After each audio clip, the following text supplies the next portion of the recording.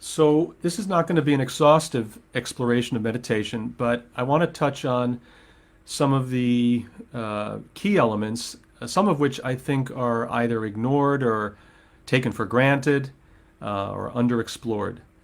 So again, it won't be complete, but it'll be hopefully interesting. And my interest here specifically is to explore meditation with others, to get their experiences, to get your experiences, and to kind of demystify um, something that I think can be approached perhaps in a more individual way, in a little bit more approachable way, hopefully.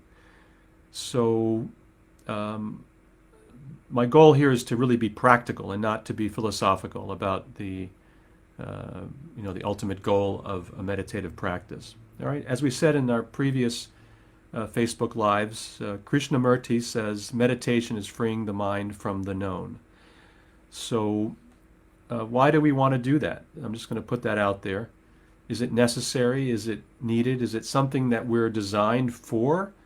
Or is it something that we are doing in response to perhaps being out of alignment with our essential function in life or what have you? So I'm going to invite people to make comments, even 1 or 2 word comments uh, or questions in the chat so that we can, feed off of each other and explore this together. Since this is in the context of a series known as Why Meditation, When Hypnosis, I'm just going to say a very little about the difference or similarity between meditation and hypnosis. Um, so let's say this. Both meditation and hypnosis begin with acceptance of reality as it is. There's a well-known hypnotist, hypnotherapist, Michael Yapko. He calls meditation paying attention with intention. Hypnosis is paying attention with intention.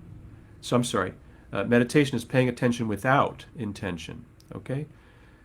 So again, meditation is paying attention without intention, and hypnosis is paying attention with intention. So again, he comes to a similar, I think, orientation that I do, that there's a lot in common with meditation and hypnosis. But in this talk, we're going to really do a deep dive in the meditation. Hey, Eric Moore. Well, thank you so much for joining. Okay, so that was the question, why meditate? If anybody has a quick word they want to put in there, put it in now or put it in later. But I want to go to the next one, which are some fundamental components of meditation. And you can probably add to this list. But I wanted to break it down in these 3 elements. There's a sensory component, which is awareness of our sensation or sounds outside or even sights. So one can do an open eye meditation, right? So that's the sensory component. So it's something experienced through our senses. There's this aspect of attention, and I divided that into 3 components as well. Directing. So for example, I can direct my attention to my left hand, and I'm now becoming aware of it in a way that I wasn't a moment ago. Focusing, which is really holding my directed attention, and movement of attention. And I thought about this recently because I've been doing these practices, as you know, for over 30 years.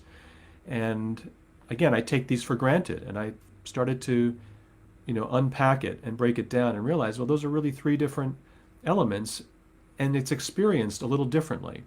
When I first started meditating, one of the first practices I learned for many years was kind of traditional yogic meditation from India.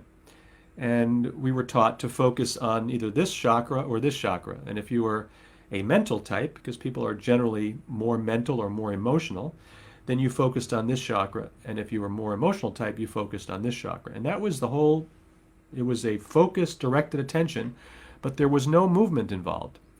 Subsequent to that, I've been involved in meditation practices where movement of attention is very significant. And just say experientially, there's a really empowering feeling when one can direct the attention. It's sort of like giving the mind something to do, right? In a way that is experiential as opposed to the mind just going off into a thought. See, the imagination, the memory, all of that stuff kind of happens in its own world, and it's a little bit disconnected from reality. Remember, the first thing I said was, one of the first things was meditation and hypnosis is coming into contact with reality, right? So the reality of my own existence in this moment. And that's why the sensory component is really key. And this awareness component or attention. And the third, before I do that, I just want to I'll put out there the possible distinction between awareness and attention, okay? Is there a difference, or can we make a distinction? So I sometimes use them interchangeably, I find, when I'm doing meditations, but I do feel that they're a little different, and I think I tend to use them this way, but I'm very interested in what other people say. To me, I can become aware of myself, like right now. I'm aware that I'm speaking. I'm aware that I have a body. I'm aware that I'm not just in my daydreams right now. I'm aware that I exist. So that's a sort of a global event, which should not be taken for granted. There's a very powerful aspect of coming to oneself in a moment, of being aware that, oh, I'm alive. I have, I exist. So the sense of I. Attention, the way I see it, and again, this is just the way I'm looking at it these days, so if people want to have a different opinion, please share it. But I see attention as sort of a focused awareness. So it's a little more directed. Maybe that's a useful distinction, maybe it's not, but I wanted to bring that out because it's something I've thought about a lot and kind of wondered and experimented with. So we have the sensory component, we have the attention component, each of which has its own subcomponents, right? And then we have the breathing component. And I'm going to divide this into awareness of breathing without interfering, and that's a very typical meditative approach. And then we have the manipulation or interfering with the breath. And those who have experienced yoga are aware of pranayama, and I certainly practice pranayama. And sometimes when I come back to it, I find, wow, this is so wonderful. Why haven't I been doing this alternate nostril breathing, for example?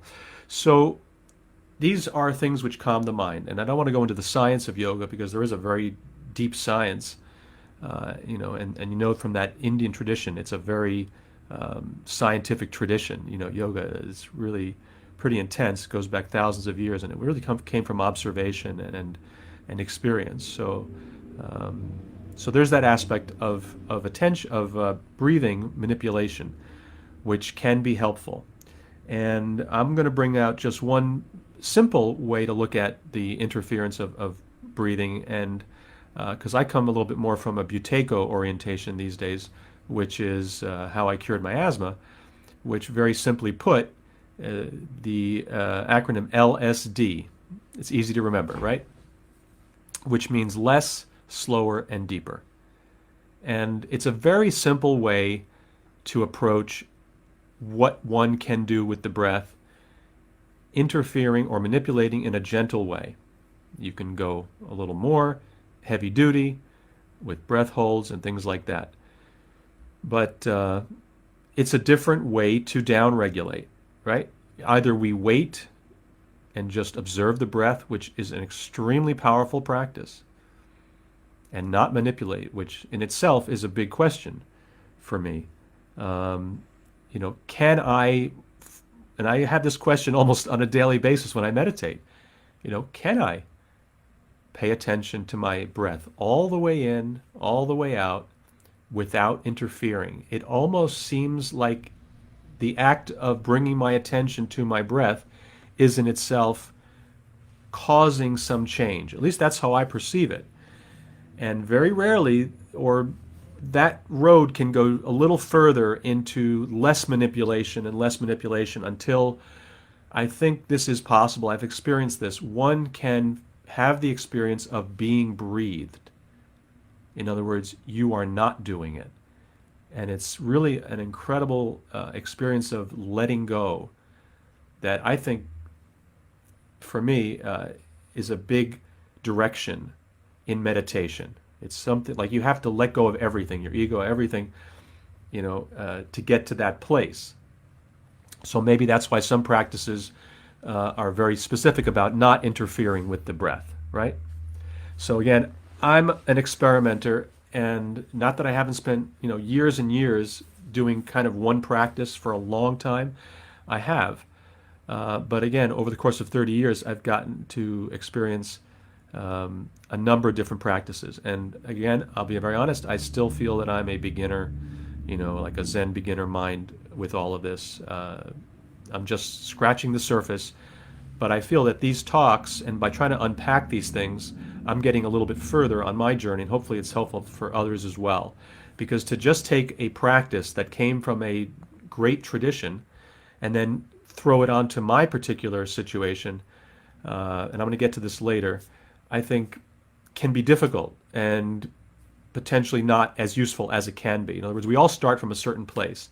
I'll just tell one little story that I've often thought about in a kind of a related idea, that in the world of music, let's say piano, everyone knows here that I'm a pianist. I learned in a very traditional conservatory model. And, I was the one kid out of 100 that kind of went on with it because it pretty much crushes most people. And then there's that one exception, and that one exception becomes the teacher for the next generation, right? This was something I realized many years ago when I started teaching. And of course, today, there are many wonderful practices of teaching piano and music that are very different than the way I learned, right? But there is still the old school way, people will joke around about the Russian school. It's fabulous, but it's going to crush 99% of the people. So I say that little story because, that's how I've evolved in my way of teaching music. I don't teach it the way I learned. I use everything I learned, but I realize I have to meet the student where they're at. So now I'm going back to the world of meditation, and I want us to think a little bit about that. Let's say if we're helping someone else there are some perhaps very experienced meditators I see here, Damien, for example, to bring this practice to someone else who's not so experienced, maybe I don't want to teach it the same way that I learned it, right? So, because we're sort of the survivors of that tradition, perhaps. All right, so those are the three fundamental components, and now I'm going to go on. I'm going to go through some mechanics. So this is part 3, the mechanics of meditation. And I've broken that down to 3 things. Sitting, all right, I'm just going to mention there are 2 basic approaches to sitting. Well, let's say on a cushion, which involves either half lotus or lotus. Now, most Westerners did not grow up in lotus position. It's almost impossible for us. But most of us, myself included, could learn a reasonable half lotus and hold it for half an hour, even an hour. But it's a struggle. Our pelvis is not really designed. Now, women are designed a little bit differently, so it might be easier for them to be in the lotus position. But I just want to mention that because we should never, get hung up on the fact that we can't be in lotus position and therefore we can't meditate correctly. So there's that type of sitting which involves a cushion, right?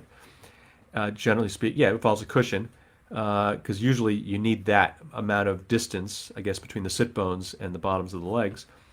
And then you have sitting in a chair, okay? Now, I've preferred for a long time sitting in a chair, and I think that there's a really deep and long-standing practice for that. In fact, if you look at most Egyptian statuary, you'll see that they are seated in an extraordinary meditative state or awake state, and it's in a very traditional, for us, seated position.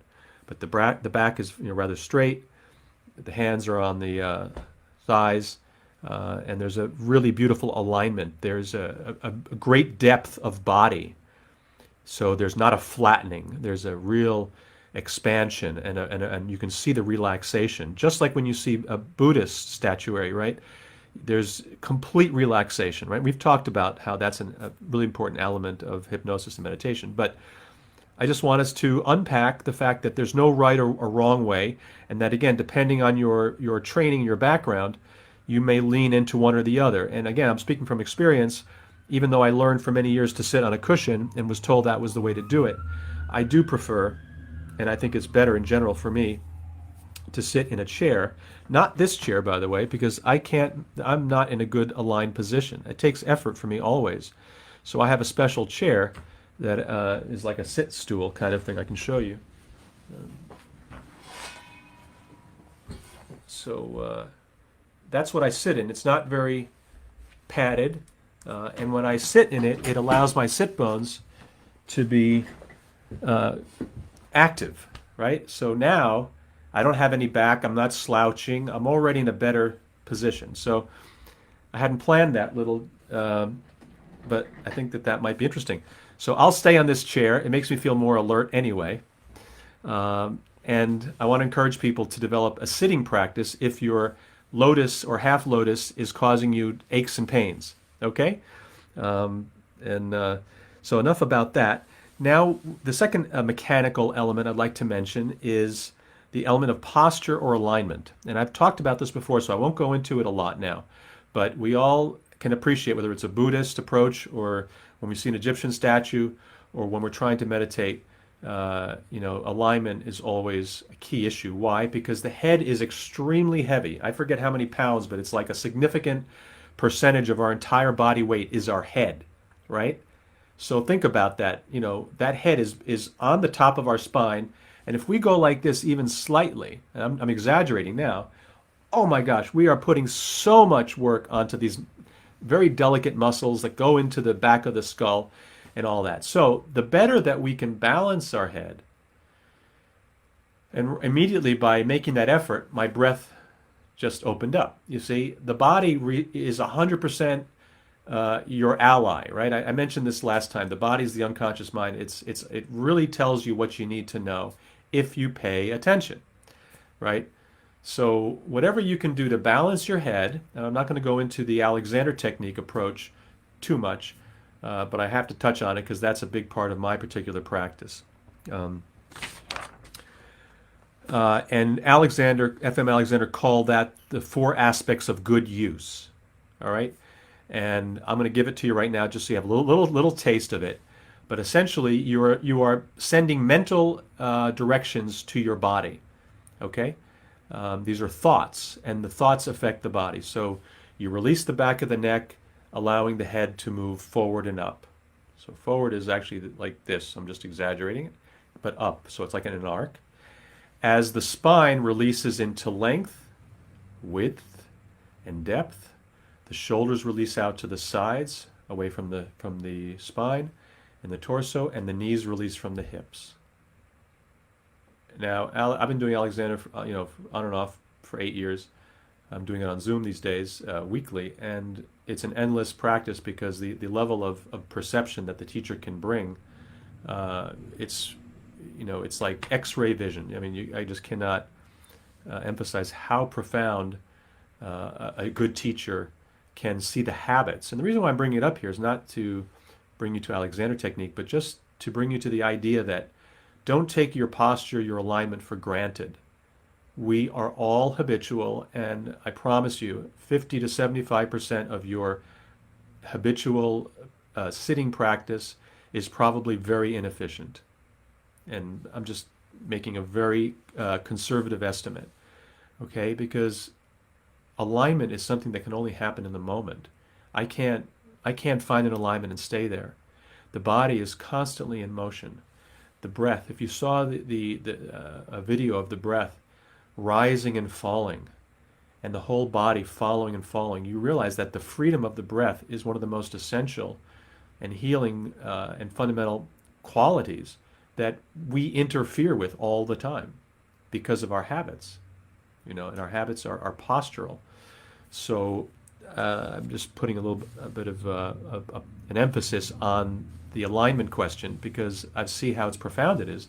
So make a long story short, when I'm sitting and I'm doing a guided meditation or sitting by myself, I spend a good amount of time trying to explore my alignment, sending directions, and there are many other languaging directions that can be added on top of that. But it's really an exploration, and it's more than kinesthetic, because if you're just feeling your way, your body can lie very quickly, and that's why you have to bring the conscious mind and the conscious directions and languaging into the process, and the body will respond in ways that are completely natural and organic, as opposed to I'm going to now sit still and be quiet. And ain't ever going to work. The minute I try to do that, I'm actually constricting my breath. It's all over. Okay, so, and the last element that I want to bring up in terms of mechanics, it's not really an element, but it's the question of regularity. This came to me this morning very earlier. A meditative practice seems to benefit from regularity. I'm not going to say anything more than that. If you're meditators, you probably are aware of that.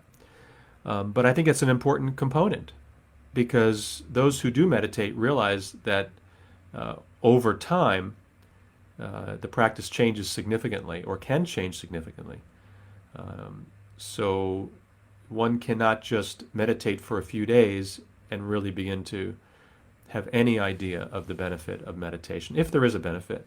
And I think most people that have continued for many years will find that there is real benefit, which is not to say that there are not great pitfalls and challenges and moments of walking through the desert, and not getting the benefit that one is hopeful for. That's part of the practice, right? Okay, so part 4, what is happening during meditation? Okay, I mentioned this a little bit in my earlier talks. Down-regulation of the nervous system, so that means activation of the parasympathetic. We've discussed that. Generally speaking, that just means everything slows down. Okay, remember I mentioned in Buteyko, we said less, slower, and deeper. So the slower part means your breathing begins to slow down. Okay? And no matter how you get there, whether it's through breath holds or just mindfulness or just being still and observing oneself, as the breath gets slower, you're down regulating, right? When you're in sleep, you're breathing very slowly, right? So with meditation, our body's kind of entering a place of sleep to a degree, but the mind is very alert, and that's the beauty of meditation, and also, as we learned, from hypnosis. So we have the down regulation, and now you have a sense of what that really means, by the slowing down and the relaxation of the body and the slowing down of the breath. And then we have these general shifts in brainwave activity, and this is something that I'm interested in quite a bit now, but I haven't done extensive study of this. So I mentioned in one of my talks that there was a Washington Post article that summarized this idea, and the title of that article was "Meditation Gives Brain a Charge, Study Finds." That's in the Washington Post. The author was Davidson, and they found that monks who meditated, many hours over many years, had increased gamma wave activity, and gamma waves are associated with positive emotions, love and happiness. So that's a shout out for the slow path of meditation. So we have these electrical states that we can chart on a graph, and the basic states have been identified as alpha, beta, theta, gamma, theta, delta, and then gamma at the other end. So gamma is actually the very fast wave state. Betas are kind of normal, like right now I'm in beta, more or less. Alpha is when we're more relaxed, start down regulating, and then theta is when we're very relaxed. Okay, but it's not sleep. That would be kind of delta, right? So you have, generally speaking, as we're down regulating, here's what's interesting. We go from beta to alpha to theta, maybe, right?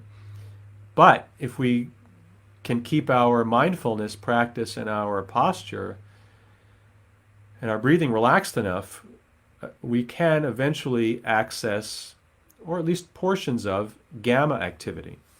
I'm very interested in that because I like science, and I'm always wondering, well, what can I, learn that can be very practical in this practice instead of just kind of, falling into it. I believe that many of us have noticed who are meditators that a very fine vibration begins to gather in certain moments. And it happens very much on its own. It's almost like we become sensitive to a vibration that's already there. And I'm guessing, and I'm just guessing this, that might be something akin to the gamma activity. Okay? So I don't want to say more than that because I might be wrong, but I guess what I'm trying to emphasize is that we should become sensitive to our energetic states. And we should notice when we're in a hyper state that we are in a hyper state. And we might notice when we're in a relaxed state. And that we can notice several of these states while we're meditating. And just become more sensitive in general to the sensory information, whether it's the sensory information of the body, because the body really welcomes that attention. This is, I think, where healing can really come into practices like these. But also sensitivity to finer vibrations. And the fact that, they now have these brain states that they can, measure on a graph, I think suggests a nice, interesting avenue for exploration. All right. So those are the elements that I want to talk about in terms of what is happening during meditation. And now I'm going to cover some general organizing principles. Okay, so now we're going to go a little bit more macro. And these are some of the ways that people and traditions have put meditation together. I'm not going to give you the specific tradition so much as, again, the component that I've isolated. And I'm sure there are many, many more. So the first component is this joining of the body, the mind, and the breath.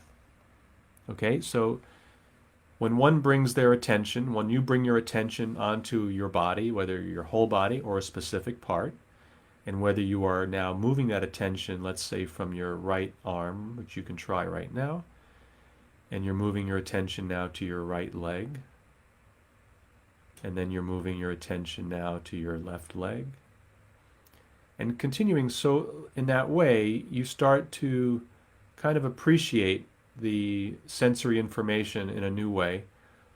And you can do this while connected with the breath. And just as an example, one can come to a state of being aware of the whole body, being breathed. So I am now have my awareness, my body, and my breath, and it's all like one event. Right? The separation into the parts, the ego divides everything, that's normal. But as we move in towards, let's say, being, which we talked about a little bit, right? The difference between doingness and beingness, things start to come together, and it's certainly a neurological event.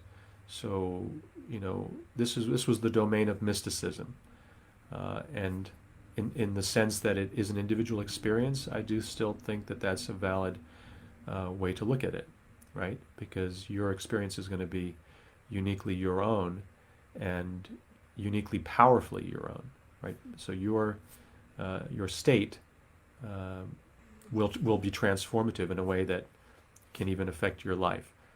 But breaking down the mechanics of it, I think, can be useful. So thinking of those three elements and how can I join them? Do I want to join them? Are they not joined? Are they completely separate? Can I do it? That's the first organizing principle. There seems to be this desire to bring the mind and body and often the breath together. Okay? Another organizing principle is becoming quiet. What does that mean? If our ears are open, there's always going to be some sound. The room has a sound. My computer has a little buzzing sound. So there's quiet and there's quiet. And there's this idea of becoming still. Again, the body is always in movement. If you're sensitive enough, it's always rising, it's always falling, it's always expanding, it's always contracting. And yet, there is this element of stillness that is a visceral experience that can happen right in the center of your body, and it's also happening everywhere. So in my particular case, I find it more accessible, and I'm sharing a very personal experience right now, so this doesn't have to be yours. But having experimented, with the search for stillness, for me, it's right in the center of the body in a way. But when I explore that, I also become aware that it's everywhere, this stillness. So it's not a localized event, all right? But it's important to be cognizant of this quiet stillness. They're almost two different things, or let's say they're two different words for the same thing, perhaps.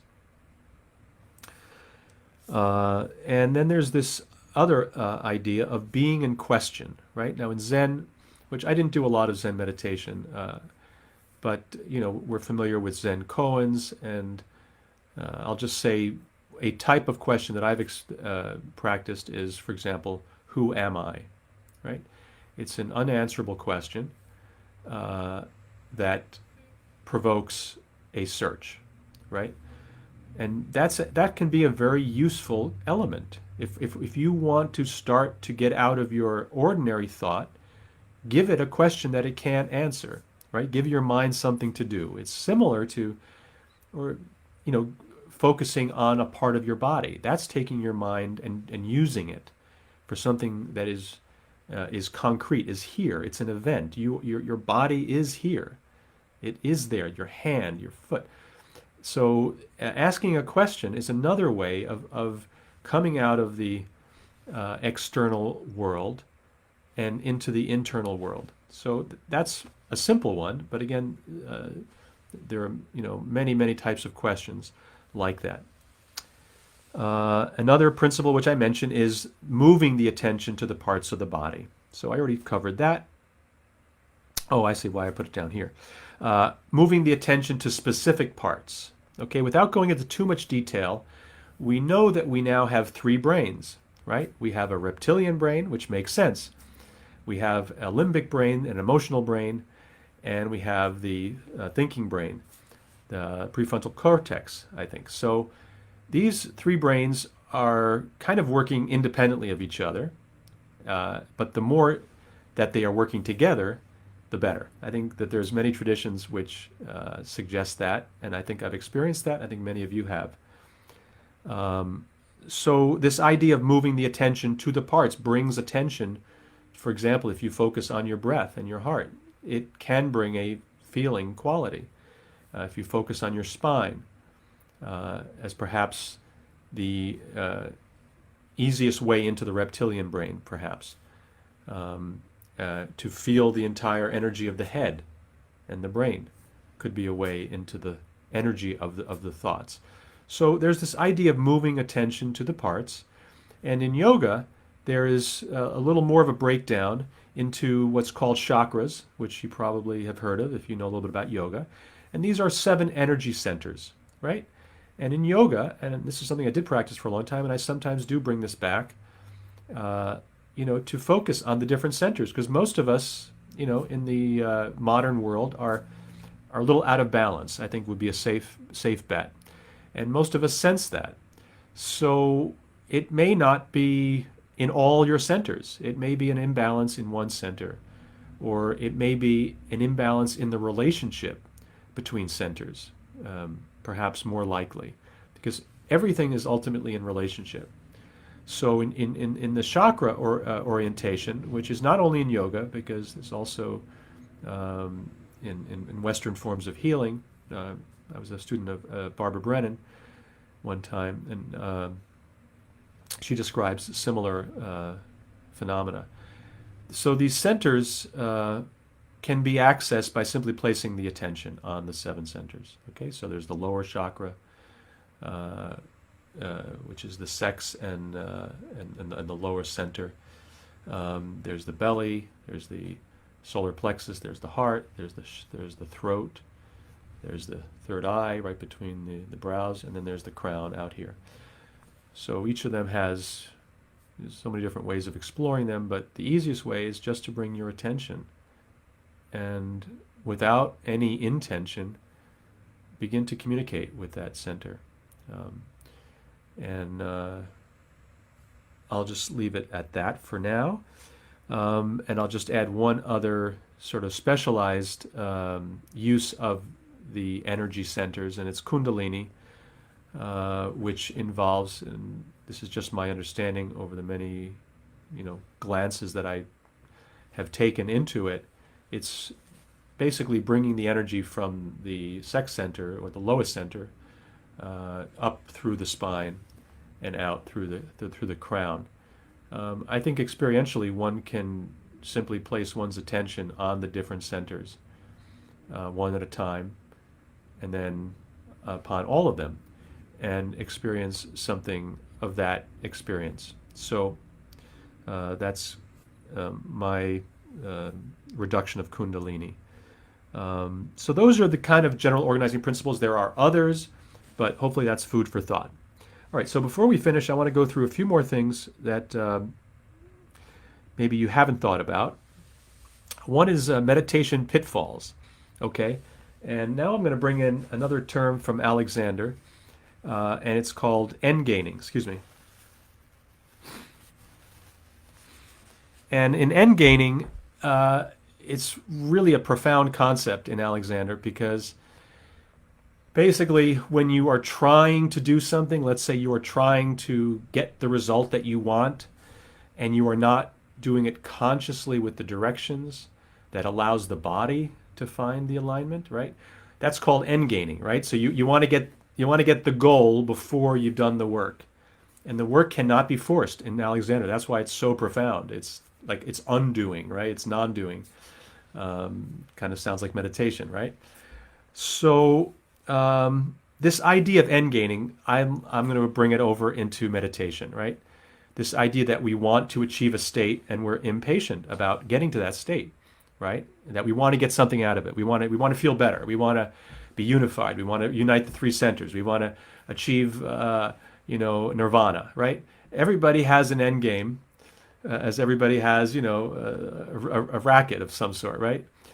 So I'm just going to lean into the idea that we tried to, and this is why I feel it's very important to approach meditation very gently and very mindfully and very, respectfully, because endgaining is just going to cause frustration, and it's going to prevent us from having a regular practice if that's what we want, if that's what we sense we need, right? So be careful of expectation and lean into, what's going on right now? What is happening right now in my body?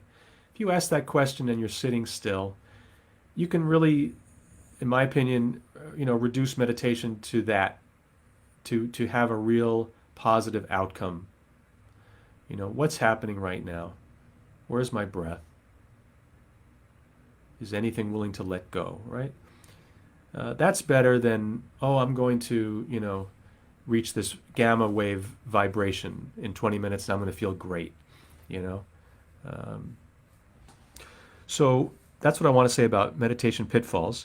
And that kind of leads me to my next thing, which is something I've wanted to touch on right from the beginning, which are the dangers of meditation. And if anybody has any experience with that aspect, I encourage you to put it in.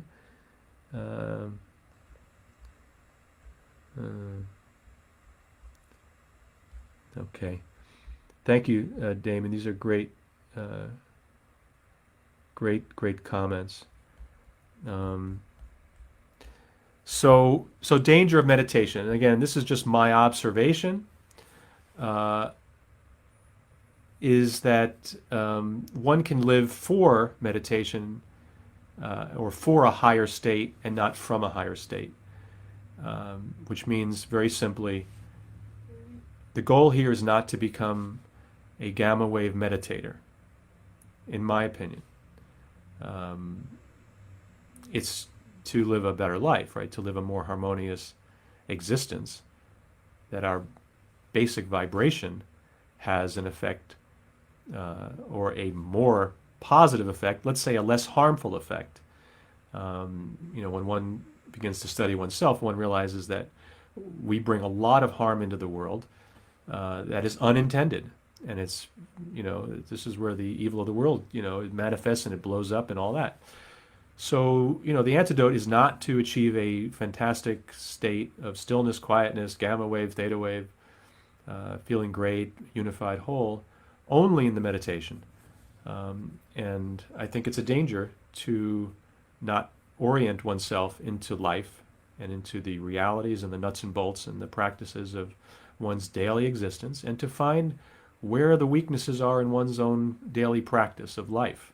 Where the unconsciousness seeps in, the reactions, all the different things that we manifest unconsciously that are not serving us and not serving the planet. So I think some people fall into that separation, that the meditation is the meditation and my life is separate, and there can be some talk about it, and not enough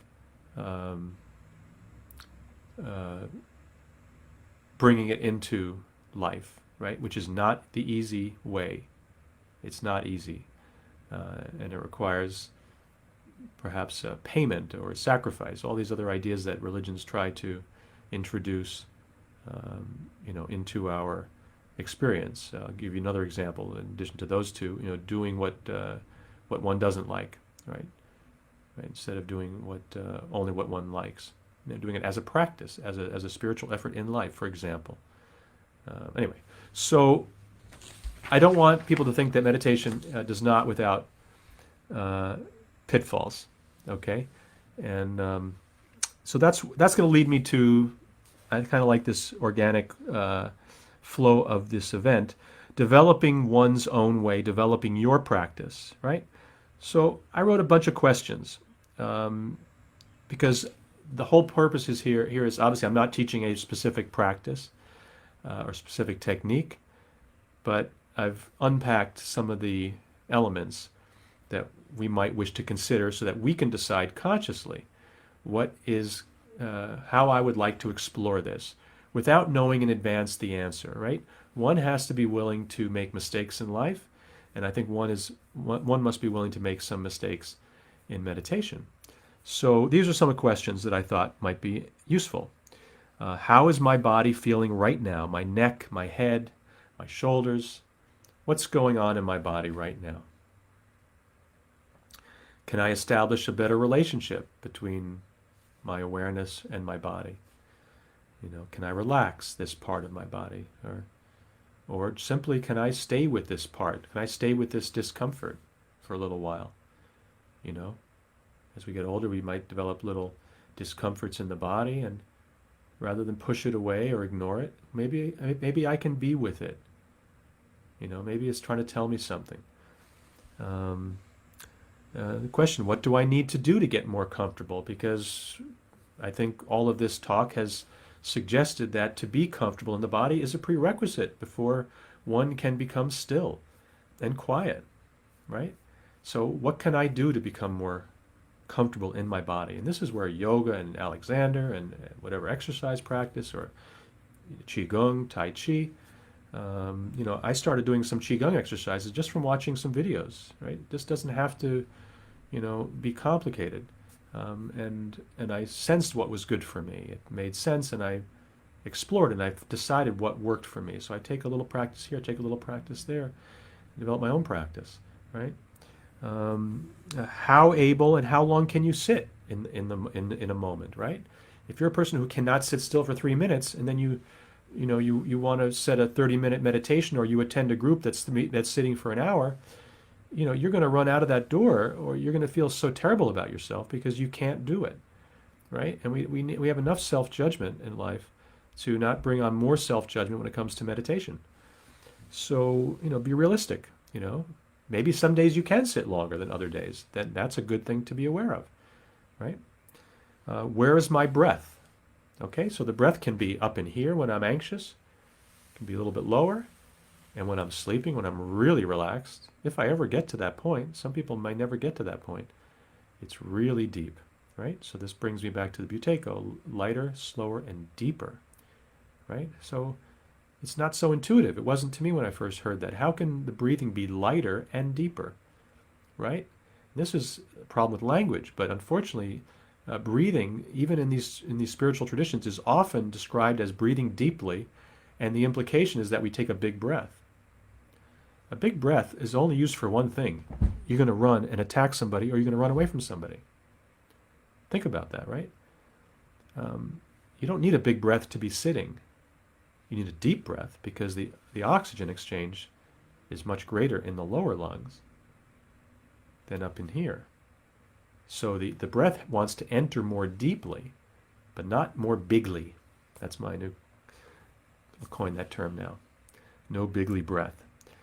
So my last question here is, how long can I sit given all of the above so I can be consistent and regular, right? So if the idea is, hey, I want to see what a meditative practice will do for me if I do it for 5 days in a row, right? That seems like a reasonable way to start, right? Imagine if you can do 5 days, maybe you can do a month, right?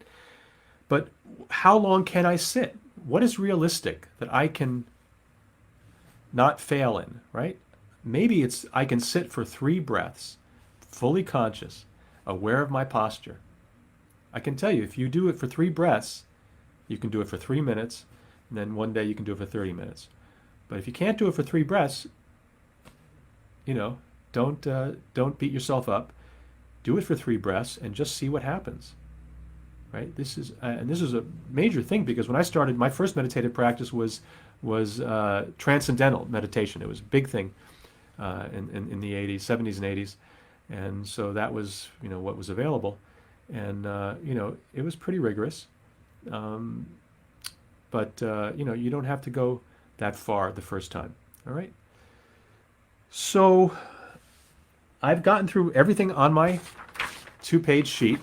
I'm going to look at the questions now, or the comments, and